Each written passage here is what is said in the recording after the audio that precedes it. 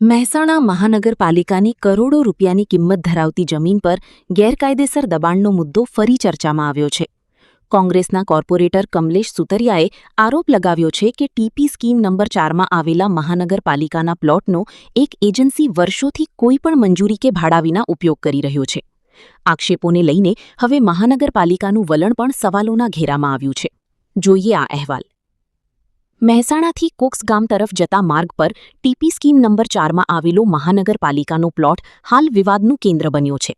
કોંગ્રેસના કોર્પોરેટર કમલેશ સુતરિયાના જણાવ્યા મુજબ કરોડો રૂપિયાની કિંમત ધરાવતા આ પ્લોટમાં વર્ષોથી એક એજન્સી પોતાનો બાંધકામનો સામાન મૂકી સરકારી જમીનનો ઉપયોગ કરી રહ્યો છે.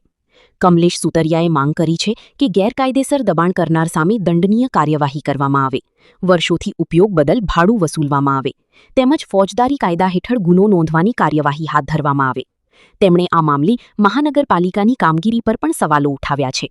બીજી તરફ મહાનગરપાલિકાના ડેપ્યુટી કમિશનર ઈ.બી. મંડોરીએ જણાવ્યું કે તેમને હાલ આ દબાણ અંગે કોઈ ચોક્કસ જાણકારી નથી. સમગ્ર મામલે તપાસ કરાવવામાં આવશે અને જો ગેરરીતિ સામે આવશે તો નિયમ મુજબ યોગ્ય કાર્યવાહી કરવામાં આવશે. હવે જોવાનું એ રહેશે કે કરોડો રૂપિયાની સરકારી જમીન પરના આક્ષેપોની તપાસ બાદ મહાનગરપાલિકા શું પગલાં ભરે છે. મહેસાણા મહાનગરપાલિકાની કોઈ પણ મિલકત હોય તે જ્યારે ભાડે આપવાની વાત હોય તો એનો ભાડા કરાર કરવો પડે કે એને કાયદેસર પ્રક્રિયામાંથી પસાર થઈ ત્યારબાદ એની મિલકત ભાડે આપવાની હોય છે.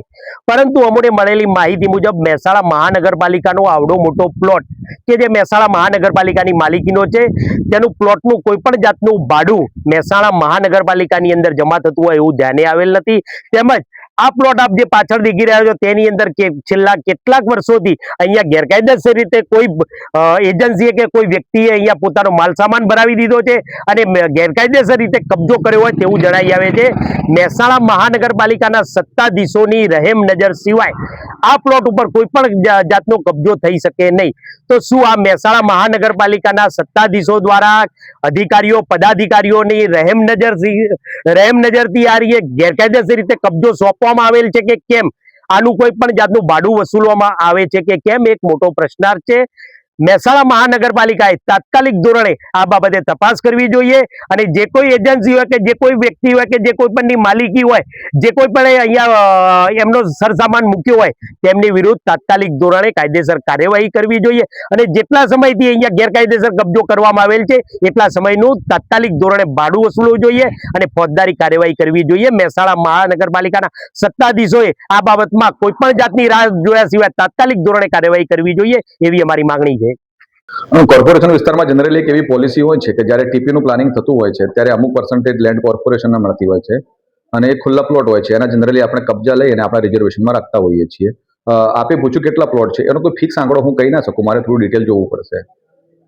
તો જે હાલ એક પ્લોટ ઉપર કોન્ટ્રાક્ટર દ્વારા સામાન રાખવામાં આવે છે, શું કહેશો?